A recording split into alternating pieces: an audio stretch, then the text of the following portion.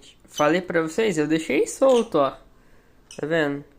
Olha lá, a gaiola aberta, o quarto, lógico, eu tenho que fechar ali, né? A porta tudo fechada, mas não cortazinha não.